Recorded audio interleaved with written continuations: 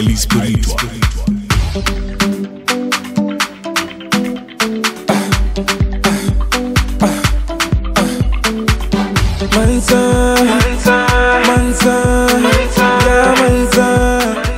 Coucou, c'est moi. Je m'appelle Sarah Tidjani, j'ai 24 ans et je suis d'origine nigéro-jamaïcaine et je suis la créatrice de la chaîne YouTube Titi's Curls.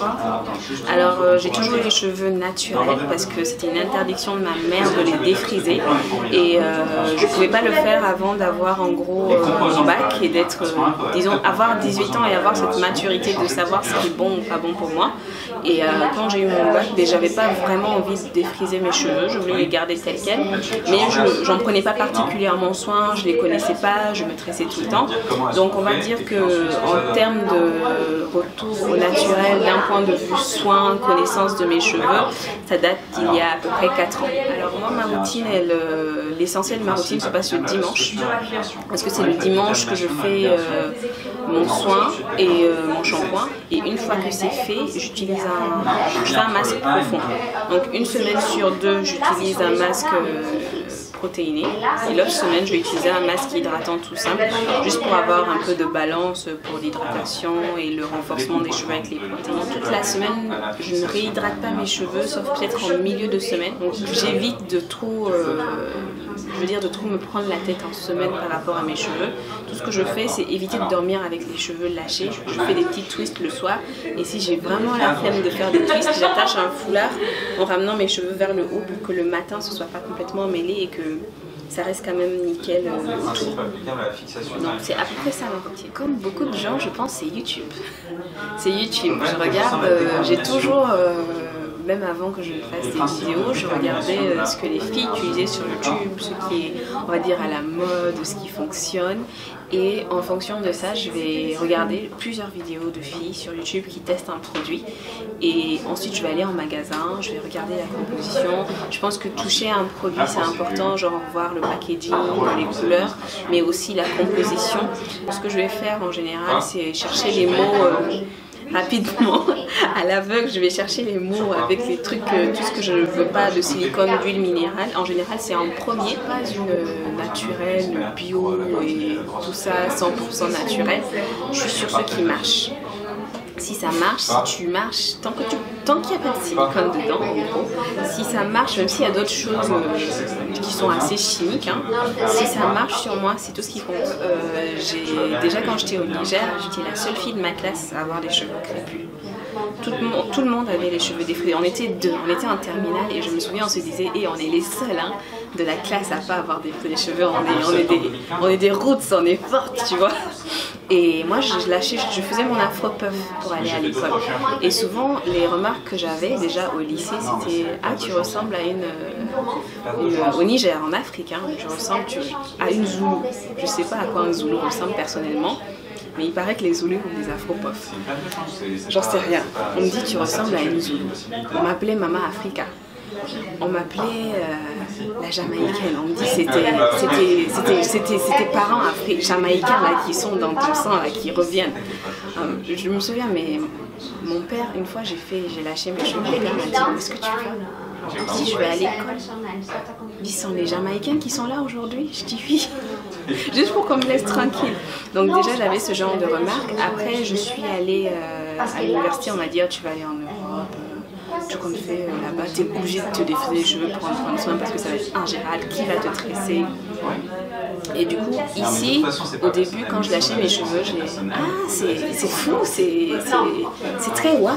Ils sont comme ça, ils disent « Ah, c'est fou, c'est waouh, waouh, c'est très beau, tu es pétillante. » Donc ça, c'était les premières remarques que j'avais au début de truc. Tu fais très africaine, comme si tu vois pas que je suis africaine. Du coup, j'avais ces remarques-là et quand je suis rentrée au Niger, la première année, je me souviens ma tante qui me fait un petit sourire, une petite pique et qui me dit « Ah, tu as les cheveux comme ta cousine, ma cousine qui avait 2 ans. » Bien tes cheveux, on dirait une telle. Du genre pour me dire que je ressemble à une gamine et qu'une jeune fille doit avoir les cheveux défrisés. Mais une autre remarque qui me dit t'as pas d'argent en France, du genre, parce que le cheveu crépus, c'est genre t'as pas d'argent pour t'acheter du défrisage, quoi. Tu as les cheveux crépus, grainés. Genre qu'est-ce que ça va pas là-bas en France, t'as pas d'argent pour t'acheter du défrisant, je peux t'en donner, je sais pas. Ou encore, une fois, t'es très juvénile. Et au salon de coiffure, quand je partais me coiffer chez moi, j'avais ah, t'as pas défrisé tes cheveux, t'es très courageuse. Et la fille a dit, ah, c'est bien, t'es courageuse. Et je la vois tourner son visage, genre, oh, quelle horreur.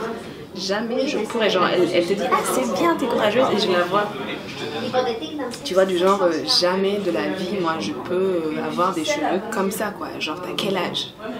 Mais au fur et à mesure, bon, maintenant, aujourd'hui, je travaille et dans mon environnement de travail, c'est tu as encore changé de coupe juste parce que j'ai mis mes cheveux de ce côté et pas de ce côté. Non, j'ai pas changé de coupe. Aujourd'hui, ils sont un peu plus mouillés. Aujourd'hui, il y a de l'humidité. Aujourd'hui, j'ai eu envie de me coiffer comme ça, plutôt que comme ça. Donc, du coup, en termes de commentaires positifs, je dirais que j'ai plus de commentaires positifs ici, de la part de blancs européens. J'en ai chez moi de la part de Nigériens, Africains.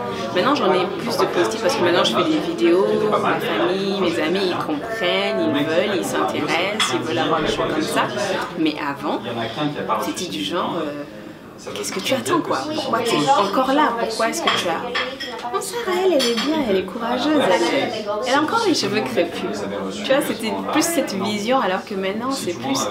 Ah, c'est bien, c'est intéressant, j'aime bien, et je veux bien avoir comme ça, il faut que tu me dises ce que je dois mettre pour avoir des cheveux comme ça. Moi, je pense pas que ce soit un effet de mode. Je pense que c'est un peu mixé, en fait. C'est pas totalement un effet de mode, je pense que c'est plus... Tu te lèves un jour, tu vas pour faire ton énième défrisant, tu te regardes dans le miroir. Je me suis jamais défrisé les cheveux, mais c'est comme ça que je vois la chose. Tu as défrisé tes cheveux, tu as défrisé tes cheveux, tu as défrisé tes cheveux. Là, tu as tes repousses, tu te lèves, tu te regardes dans les miroirs. C'est une prise de conscience, c'est un besoin, c'est un ras-le-bol du défrisage et de toute la dictature et de tout ce que ça englobe de se défriser les cheveux. C'est un ras-le-bol en gros. Les femmes, elles en ont marre. Ou même quelqu'un qui n'a pas défrisé ses cheveux comme moi. C'est le fait que j'ai les cheveux crépus mais j'en prends pas soin, ils ne poussent pas. Pour moi, mes cheveux, je ne me suis jamais, mais jamais posé la question de savoir si mes cheveux pouvaient pousser au-delà de là où ils étaient. Pour moi, j'avais ça de longueur, j'avais ça de cheveux là sur la tête. Et pour moi, ça allait être comme ça toute ma vie et il n'y avait même pas moyen que j'ai plus que ça. Parce que c'est pas possible. Quand j'ai les cheveux crépus c'est pas long. Un effet de mode pour moi, c'est le jean patte d'éléphant et le jean slim. Il y a eu l'époque du jean patte d'éléphant. Aujourd'hui, tu portes un jean patte d'éléphant, on te regarde du genre. Tu vois, c'est pas ça. C'est ça un effet de mode. Tu vois, là, on est dans l'effet de mode gros sac cabas. Bientôt, ce sera autre chose. Les cheveux, c'est pas un sac à main, c'est pas un pantalon, c'est pas une chemise. Ça fait partie de nous, c'est en nous. Genre, quand tu... Je pense pas qu'on peut comparer ça à un effet de mode. Pour moi, c'est une prise de conscience, tout simplement. Et dans 10 ans, dans 20 ans, dans 100 ans, dans 200 ans, les femmes africaines, certaines auront toujours leurs cheveux défrisés parce qu'elles en ont envie. Mais on aura beaucoup de femmes on ne se posera plus de questions parce que nous, les femmes qui vivons ce mouvement où on revient au naturel, où on prend soin de nos cheveux, on va faire des enfants, on va faire des filles, et nos filles, on va les éduquer en aimant leurs cheveux, et nos filles ne se poseront même pas la question en gros. Nos filles seront des filles qui ont eu une maman qui a pris soin de leurs cheveux en gros, en prenant beaucoup de temps, de tendresse. Elles ne vont pas avoir d'expérience traumatique de leurs cheveux. Elles verront leur maman porter les cheveux afro. Elles voudront naturellement ressembler à leur maman. Et elles vont grandir avec cette image que c'est ça la beauté et pas autre chose. Du coup, dans 100 ans, on aura plein de femmes aux cheveux afro, aux cheveux crépus. On aura d'autres qui auront encore envie de se lisser les cheveux et de se les défriser parce qu'elles le veulent. Mais ce ne sera plus une question parce qu'on aura élevé, on aura changé et on aura élevé et créé une nouvelle génération de femmes qui voient les choses différemment. Je pense que c'est une très bonne initiative parce qu'elle donne l'expérience de femmes girl next door. La fille comme toi et moi. Moi, je suis girl next door, tu es girl next door. Et je partage mon expérience, mon vécu. Et en lisant ton petit manuel du cheveu crépus, le lecteur va se dire « Ah, moi aussi, je suis comme ça, je veux ça, moi aussi, j'ai vécu ça. Et moi aussi, je veux peut-être atteindre ce niveau, avoir les cheveux comme ça, je veux plutôt me tourner dans cette direction-là. » En fait, c'est plus des femmes vont pouvoir s'identifier aux différents personnages, peut-être à une autre interview, à mon interview, à l'interview suivante, je ne sais pas. Mais c'est vraiment un manuel qui va permettre de s'identifier, de comprendre simplement et de vraiment se dire en fait c'est pas une prise de tête, c'est pas plus de tête qu'une prise de tête, c'est vraiment naturel. Et même quand on se dit que prendre soin du cheveu naturel c'est une prise de tête, ça prend du temps, oui ça prend du temps. Oui, je vais pas faire genre non, ça prend pas de temps. Oui, ça prend du temps. Ça prend fou du temps. Ça me prend du temps. Ça me fatigue. C'est vrai. Je vais pas mentir, je ne mens pas. Ça prend du temps, mais tu peux pas avoir de fleurs ni de légumes dans ton potager si tu en prends pas soin et si tu prends pas de temps. C'est tout. Crépus, ça veut dire moche, sale et négligé. Parce que crépus, c'est un mot que l'homme blanc. C'est un mot, je me dis que dans nos langues, je suis sûre que je ne connais pas le mot, mais dans nos langues africaines à nous, nos cheveux n'étaient pas appelés crépus. Je suis persuadée. Le nom qu'on appelait nos cheveux, ça ne voulait pas dire crépus. Maintenant, l'homme blanc arrive en Afrique, il voit nos cheveux qui sont différents, qui sont emmêlés, qui sont grains, qui ne sont pas lisses et soyeux. Et bien sûr, le contraire de lisse et soyeux, c'est crépus. Moi aussi, si je suis un homme blanc, je débarque en Afrique, ils ont tous des petits cheveux emmêlés comme ça, alors que moi j'ai une longue chevelure lisse. Le contraire de lisse, c'est crépus, c'est un tapis qui est rugueux, qui est, je sais pas, c'est ça, quelque chose qui est crépus. Et moi, je ne considère pas que mes cheveux sont crépus. Si je prends le mot crépus, non, je peux passer mon peigne dedans. Ils peuvent être soyeux, ils peuvent être lisses, ils peuvent être bouclés, pris. Ils sont beaux, ils sont pas... Crépus, c'est très péjoratif, c'est très moche, c'est très sale. Et ça, mes cheveux ne sont pas moches, ils sont pas sales, ils sont pas emmêlés, ils sont pas indicibles, ils sont, je sais pas moi. Je touche mes cheveux. Je les trouve pas parce que je touche un tapis. Je touche quelque chose qui est lisse, qui est agréable, qui est doux, qui sent bon, qui sent un véritable paradis exotique du bout du monde. Parce que ça sent les fruits, ça sent le coco, c'est un véritable cocktail exotique. Et c'est ça mes cheveux. C'est pas quelque chose de crépus et de moche et de sale. Un beau cheveu, c'est un cheveu quand tu le regardes, il est en bonne santé. Je sais pas, il est pas terne. Un bon cheveu est un cheveu qui respire la santé. Quand quelque chose respire la santé, ça se voit. T'as pas vraiment besoin d'explication, c'est propre, ça a de la brillance. T'as pas besoin d'avoir un cheveu super brillant pour qu'ils soient en bonne santé, mais ils sont pas ternes, ils sont beaux à regarder en gros. Que tu sois, parce que moi je vois énormément je suis la seule femme noire dans mon travail, dans mon entreprise, et je vois même chez les femmes blanches aux cheveux caucasiens, il y en a parmi mes collègues qui ont de beaux cheveux, et il y en a, je regarde leurs cheveux, ils sont pas beaux, c'est pas entretenu. Je leur propose des bains d'huile et tout. Ah non, tout le monde. Ah oui, à mon travail, tout le monde sait que j'ai une chaîne YouTube, tout le monde sait que je parle de cheveux. Et je dis, je te promets, je peux te couper les pointes. Je dis, je te promets, si t'as de l'huile d'olive dans ta cuisine, genre, mais pas méchamment, hein, parce que moi je suis quelqu'un de très taquine, on rigole et tout. Je dis, mais moi je mettrais trop d'huile d'olive dans tes cheveux, hein, je dis. Genre un petit bain d'huile. Tu veux quoi comme masque? Oh moi j'adore tel masque et je suis sûre que ça marcherait trop bien sur tes cheveux et tout. Tu vois? Mais voilà, pour moi un beau cheveu c'est un cheveu qui respire la santé. Il n'y a pas de définition du beau cheveu, il n'a pas de lisse, bouclé, crépus, ondulé, il faut qu'il respire la santé. Je pense que ça se voit quand un cheveu est en bonne santé, ça se voit quand il est en mauvaise santé. Je pense que je n'irai pas plus loin sur cette question. Si elle fait des vidéos, elle dit comment avoir, comment étirer ses cheveux, comment faire. Je me dis, j'attendrai, la fille s'attendra à ce que moi je sois coiffée comme elle m'a vu dans ma vidéo, quand je viens de me coiffer tout juste et que c'est tout frais et tout nickel.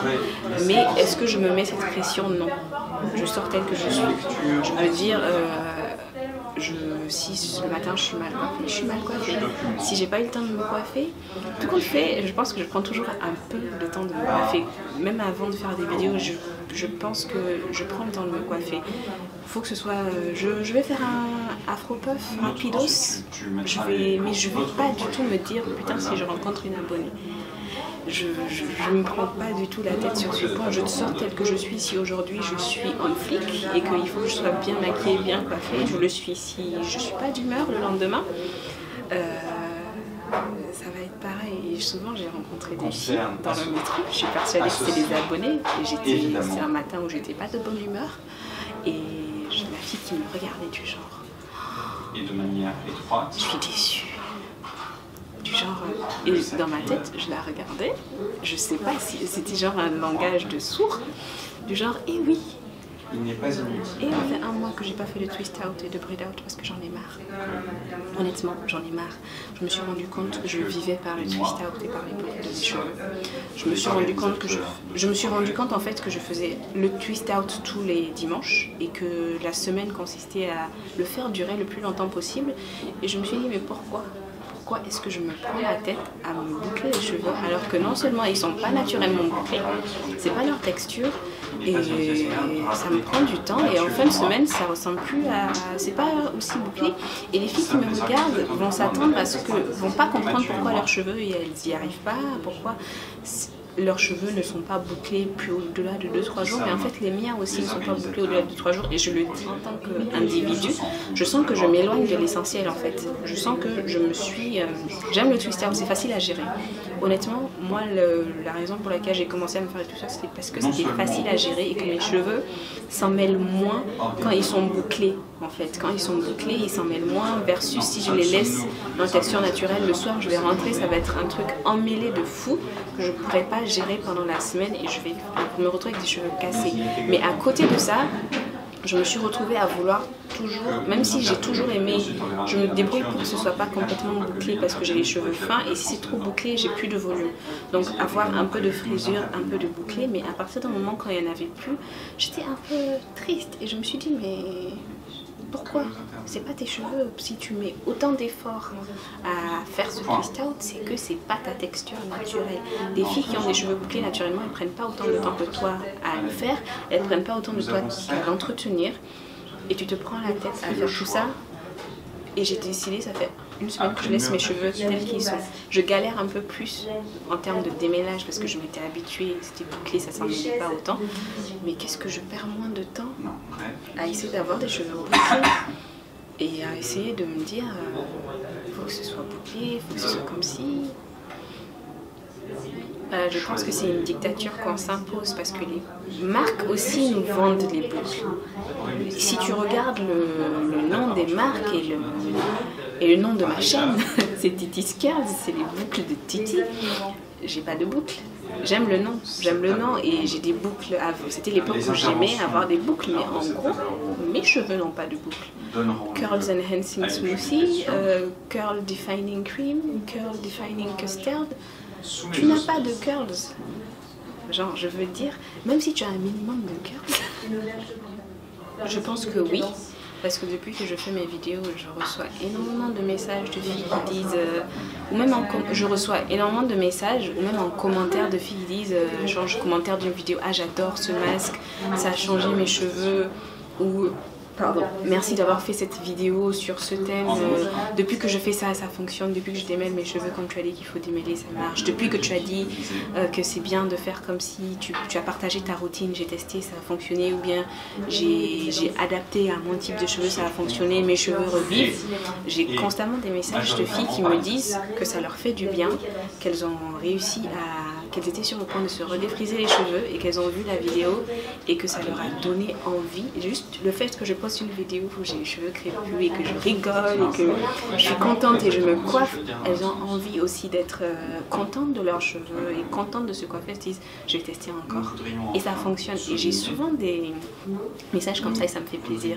Et je pense que oui, quand tu as l'opportunité de toucher un certain nombre de personnes, quand tu as l'opportunité d'être écouté et que tu peux faire passer un message positif, il faut le faire.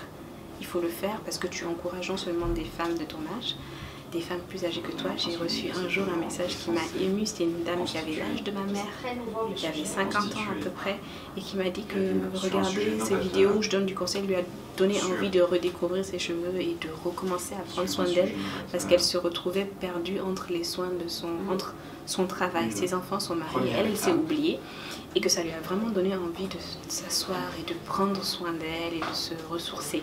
Et du coup, autant même recevoir des messages de petites filles de 10 ans qui disent « Ah, j'ai 10 ans !» Elles m'envoient des messages vocaux et tout. Et tu entends leur petite voix toute mignonne et qui disent « Oui, je veux faire aussi comme ça » et ça t'encourage, ça te motive. Et je pense que voilà, c'est ça. Si tu peux, quand on peut atteindre des gens, si on peut impacter leur vie positivement, faut le faire. J'en ai un. Moi, ce que j'ai envie de dire, c'est que en tant que youtubeuse, encore une fois, je reçois souvent des conseils, des questions de filles. Est-ce que tu peux me dire le nom d'un produit que je vais mettre dans mes cheveux pour qu'il pousse et qu'il soit comme les tiens? Ce que j'ai envie de dire aux filles, c'est qu'il n'y a pas un produit miracle qui va te faire pousser les cheveux. C'est pas un traitement que tu vas frotter sur ton cuir chevelu, mettre une crème sur tes cheveux pour avoir de beaux cheveux. Je pense que il faut arrêter de raisonner comme ça, il faut plutôt raisonner en tant qu'ensemble. Si tu veux prendre soin de tes cheveux, pense au-delà de tes cheveux, pense à toi, pense à ton mode de vie, à ton alimentation, à l'eau que tu bois. Parce que moi je pense que les beaux cheveux, c'est pas tout. Je pense que la crème, la routine capillaire, ça vient en complément de ton mode de vie, de ton alimentation. Avoir une alimentation qui est équilibrée, qui est riche, manger des fruits, des légumes, boire beaucoup d'eau, c'est la base. Je pense que si tu peux mettre les crèmes que tu veux, les traitements que tu veux, tant que tu ne prends pas soin de ton corps à l'intérieur, parce que ça vient, l'hydratation, les soins, les minéraux qui te font avoir de beaux cheveux viennent de l'intérieur de ton corps. Il faut commencer par prendre soin de l'intérieur pour avoir une belle peau et de beaux cheveux, et là tu complètes avec une routine capillaire, une crème hydratante. Je veux dire, ça vient en complément. Si tu ne te nourris pas à l'intérieur, mettre tout ce que tu veux comme produit, ça ne va pas fonctionner. Moi c'est ce que je pense, qu'il faut arrêter de penser que c'est la crème, la crème, la crème, la crème. C'est pas la crème seulement. C'est important, hein. Tu peux bien manger et avoir les cheveux super secs, mais il faut aussi penser à soi de l'intérieur, à se mettre, on va dire, avoir un mode de vie, un lifestyle qui est bon pour notre corps. Pas penser à la crème qui va te faire avoir un beau teint. Pense plutôt à l'eau que tu bois. Pense aux légumes, évite de manger trop gras, trop sucré, évite essayer de bien dormir, d'être reposé, parce que c'est ça ta belle peau le matin. C'est t'as dormi, tu as bu de l'eau, ta peau est hydratée, elle est régénérée, et après tu mets la crème par-dessus qui peut changer quelque chose. Mais avant tout, prenez soin de vous de l'intérieur. Donc voilà. Highly spiritual.